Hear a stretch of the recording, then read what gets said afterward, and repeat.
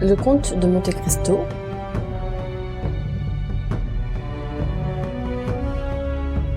Alexandre Dumas,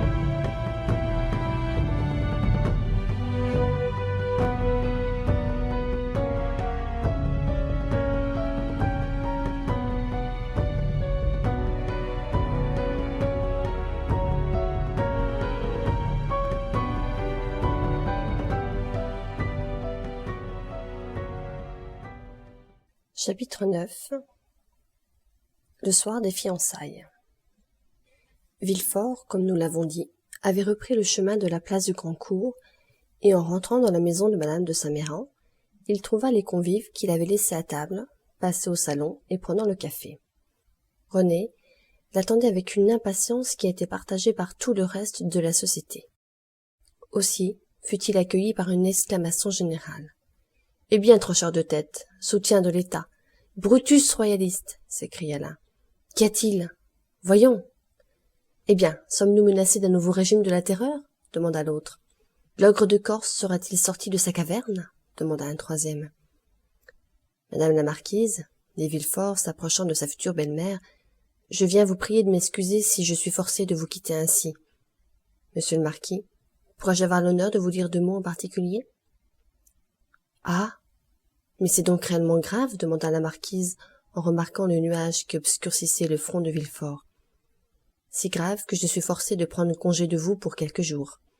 Ainsi, continua-t-il en se tournant vers René, voyez s'il faut que la chose soit grave. »« Vous partez, monsieur ?» s'écria René, incapable de cacher l'émotion que lui causait cette nouvelle inattendue. « Hélas oui, mademoiselle, répondit Villefort. Il le faut. »« Et où allez-vous donc ?» demanda la marquise. « C'est le secret de la justice, madame. Cependant, si quelqu'un d'ici a des commissions pour Paris, j'ai un de mes amis qui partira ce soir et qui s'en chargera avec plaisir. » Tout le monde se regarda. « Vous m'avez demandé un moment d'entretien ?» dit le marquis. « Oui. Passons dans votre cabinet, s'il vous plaît. » Le marquis prit le bras de Villefort et sortit avec lui. « Eh bien, demanda celui-ci en arrivant dans son cabinet. Que se passe-t-il donc ? Parlez !»« Des choses que je crois de la plus haute gravité et qui nécessitent mon départ à l'instant même pour Paris. Maintenant, marquis, excusez l'indiscrète brutalité de la question. Avez-vous des rentes sur l'État ? Toute ma fortune est en inscription, 6 à 700 000 francs à peu près. Eh bien, vendez, marquis, vendez, ou vous êtes ruiné. Mais comment voulez-vous que je vende d'ici ? Vous avez un agent de change, n'est-ce pas ? Oui. Donnez-moi une lettre pour lui et qu'il vende sans perdre une minute, sans perdre une seconde.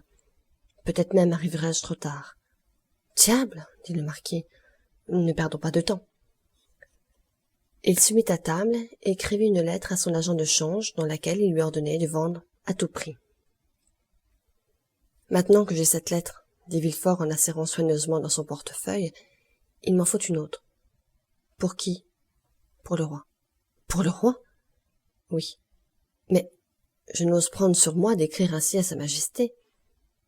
Aussi, n'est-ce point à vous que je la demande, mais je vous charge de la demander à monsieur de Salvieux.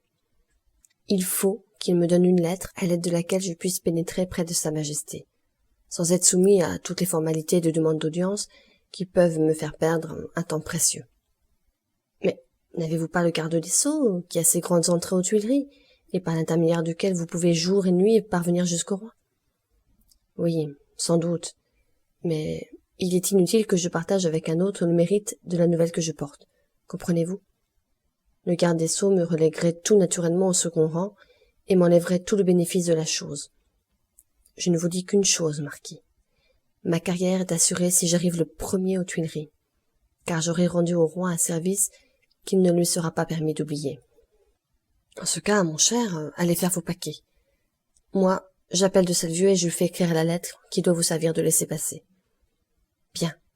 Ne perdez pas de temps, car dans un quart d'heure, il faut que je sois en chaise de poste. Faites arrêter votre voiture devant la porte. Sans aucun doute. Vous m'excuserez auprès de la marquise, n'est-ce pas ? Auprès de mademoiselle de Saint-Méran, que je quitte dans un pareil jour avec un bien profond regret. Vous les trouverez toutes 2 dans mon cabinet, et vous pourrez leur faire vos adieux. Merci 100 fois. Occupez-vous de ma lettre. Le marquis sonna. Un laquais parut. « Dites au comte de Salvieux que je l'attends. »« Allez, maintenant, » continua le marquis s'adressant à Villefort. « Bon, je ne fais qu'aller y venir. » Et Villefort sortit tout courant. Mais à la porte, il songea qu'un substitut du procureur du roi qui serait vu, marchant à pas précipités, risquerait de troubler le repos de toute une ville. Il reprit donc son allure ordinaire, qui était toute magistrale. À sa porte, il aperçut dans l'ombre comme un blanc fantôme qui l'attendait debout et immobile. C'était la belle fille catalane, qui, n'ayant pas de nouvelles d'Edmond, s'était échappée à la nuit tombante du pharaon pour venir savoir elle-même la cause de l'arrestation de son amant. À l'approche de Villefort, elle se détacha de la muraille contre laquelle elle était appuyée et vint lui barrer le chemin. Dantès avait parlé au substitut de sa fiancée, et Mercédès n'eut point besoin de se nommer pour que Villefort la reconnût. Il fut surpris de la beauté et de la dignité de cette femme, et lorsqu'elle lui demanda ce qu'était devenu son amant, il lui sembla que c'était lui l'accusé, et que c'était elle le juge. « L'homme dont vous parlez, dit brusquement Villefort, est un grand coupable, et je ne puis rien faire pour lui, mademoiselle. » Mercédès laissa échapper un sanglot, et comme Villefort essayait de passer outre, elle l'arrêta une seconde fois. « Mais où est-il, du moins, demanda-t-elle, que je puisse m'informer s'il est mort ou vivant. »« Je ne sais, il ne m'appartient plus, répondit Villefort. Et gêné par ce regard fin et cette suppliante attitude, il repoussa Mercédès et rentra, refermant vivement la porte, comme pour laisser dehors cette douleur qu'on lui apportait. Mais la douleur ne se laisse pas en repousser ainsi. Comme le trait mortel dont parle Virgile, l'homme blessé l'emporte avec lui. Villefort rentra, referma la porte, mais arrivé dans son salon, les jambes lui manquèrent à son tour. Il poussa un soupir qui ressemblait à un sanglot et se laissa tomber dans un fauteuil. Alors, au fond de ce cœur malade, naquit le premier germe d'un ulcère mortel. Cet homme qu'il sacrifie à son ambition, cet innocent qui est payé pour son père coupable, lui apparut pâle et menaçant, donnant la main à sa fiancée, pâle comme lui, et traînant après lui le remords, non pas celui qui fait bondir le malade comme les furieux de la fatalité antique, mais ce tintement sourd et douloureux qui, à de certains moments, frappe sur le cœur et le meurtrit au souvenir d'une action passée, meurtrissure dont les lancinantes douleurs creusent un mal qui va s'approfondissant jusqu'à la mort. Alors il y eut dans l'âme de cet homme encore un instant d'hésitation. Déjà plusieurs fois il avait requis, et cela sans autre émotion que celle de la lutte du juge avec l'accusé, la peine de mort contre les prévenus.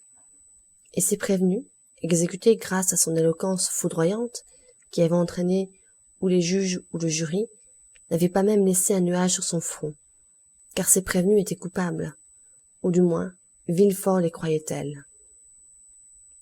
Mais cette fois, c'était bien autre chose. Cette peine de la prison perpétuelle, il venait de l'appliquer à un innocent qui allait être heureux, et dont il détruisait non seulement la liberté, mais le bonheur. Cette fois, il n'était plus juge, il était bourreau. En songeant à cela, il sentait ce battement sourd que nous avons décrit, et qui lui était inconnu jusqu'alors, retentissant au fond de son cœur et emplissant sa poitrine de vagues appréhensions. C'est ainsi que par une violente souffrance instinctive est averti le blessé, qui jamais n'approchera sans trembler le doigt de sa blessure ouverte et saignante, avant que sa blessure soit fermée. Mais la blessure qu'avait reçue Villefort était de celles qui ne se ferment pas, ou qui ne se ferment que pour se rouvrir, plus sanglante et plus douloureuse qu'auparavant. Si dans ce moment, la douce voix de René eût retenti à son oreille pour lui demander grâce, si la belle Mercédès fût entrée et lui dit « Au nom de Dieu qui nous regarde et qui nous juge, rendez-moi mon fiancé !» Oui, ce front à moitié plié sous la nécessité s'y fût courbé tout à fait, et de ses mains glacées eût sans doute, au risque de tout ce qui pouvait en résulter pour lui, signé l'ordre de mettre en liberté Dantès. Mais aucune voix ne murmura dans le silence, et la porte ne s'ouvrit que pour donner entrée au valet de chambre de Villefort, qui vint lui dire que les chevaux de poste étaient attelés à la calèche de voyage. Villefort se leva, ou plutôt bondit comme un homme qui triomphe d'une lutte intérieure, courut à son secrétaire, versa dans ses poches tout l'or qui se trouvait dans un des tiroirs, tourna un instant effaré dans la chambre, la main sur son front et articulant des paroles sans suite. Puis enfin, sentant que son valet de chambre venait de lui poser son manteau sur les épaules, il sortit, s'élança en voiture et ordonna d'une voix brève de toucher rue du Grand-Cours, chez M. de Saint-Méran. Le malheureux Dantès était condamné. Comme l'avait promis M. de Saint-Méran, Villefort trouva la marquise et René dans le cabinet. En apercevant René, le jeune homme tressaillit, car il crut qu'elle allait lui demander de nouveau la liberté de Dantès.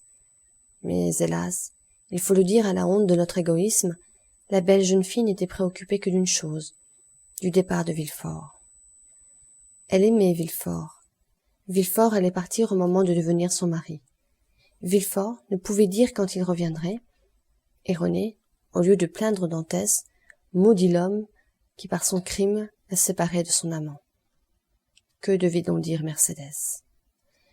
La pauvre Mercédès avait retrouvé au coin de la rue de la Loge Fernand qui l'avait suivie. Elle était rentrée au Catalan, et mourante, désespérée, elle s'était jetée sur son lit. Devant ce lit, Fernand s'était mis à genoux, et pressant sa main glacée, que Mercédès ne songeait pas à retirer, il la couvrait de baisers brûlants que Mercédès ne sentait même pas. Elle passa la nuit ainsi. La lampe s'éteignit quand il n'y eut plus d'huile, elle ne vit pas plus l'obscurité qu'elle n'avait vu la lumière, et le jour revint sans qu'elle vît le jour. La douleur avait mis devant ses yeux un bandeau qui ne lui laissait voir qu'Edmond. « Ah, vous êtes là ?» dit-elle enfin, en se retournant du côté de Fernand. « Depuis hier, je ne vous ai pas quitté, » répondit Fernand avec un soupir douloureux. M. Morel ne s'était pas tenu pour battu. Il avait appris qu'à la suite de son interrogatoire, Dantès avait été conduit à la prison. Il avait alors couru chez tous ses amis. Il s'était présenté chez les personnes de Marseille qui pourraient avoir une influence, mais déjà le bruit s'était répandu que le jeune homme avait été arrêté comme agent bonapartiste, et comme à cette époque les plus hasardeux regardaient comme un rêve insensé toute tentative de Napoléon pour remonter sur le trône, il n'avait trouvé partout que froideur, crainte ou refus, et il était rentré chez lui désespéré, mais savant cependant que la position était grave et que personne n'y pouvait rien. De ce côté, Caderousse était fort inquiet et fort tourmenté. Au lieu de sortir comme l'avait fait M. Morel, au lieu d'essayer quelque chose en faveur de Dantès, pour lequel d'ailleurs il ne pouvait rien, il s'était enfermé avec 2 bouteilles de vin de cassis et avait essayé de noyer son inquiétude dans l'ivresse. Mais, dans l'état d'esprit où il se trouvait, c'était trop peu de 2 bouteilles pour atteindre son jugement. Il était donc demeuré, trop ivre pour aller chercher d'autres vins, pas assez ivre pour que l'ivresse eût éteint ses souvenirs, accoudé en face de ces 2 bouteilles vides sur une table boiteuse, et voyant danser, au reflet de sa chandelle à la longue mèche, tous ces spectres qu'Hoffmann a semés sur ses manuscrits humides de punch comme une poussière noire et fantastique. Danglars seul n'était ni tourmenté ni inquiet. Danglars même était joyeux, car il s'était vengé d'un ennemi et avait assuré, à bord du Pharaon, sa place qu'il craignait de perdre. Danglars était un de ces hommes de calcul qui naissent avec une plume derrière l'oreille et un encrier à la place du cœur. Tout était pour lui dans ce monde soustraction ou multiplication, et un chiffre lui paraissait bien plus précieux qu'un homme, quand ce chiffre pouvait augmenter le total que cet homme pouvait diminuer. Danglars s'était donc couché à son heure ordinaire et dormait tranquillement. Villefort, après avoir reçu la lettre de M. de Salvieux, embrassé René sur les 2 joues, baisé la main de Mme de Saint-Méran et serré celle du marquis, courait la poste sur la route d'Aix. Le père Dantès se mourait de douleur et d'inquiétude. Quant à Edmond, nous savons ce qu'il était devenu.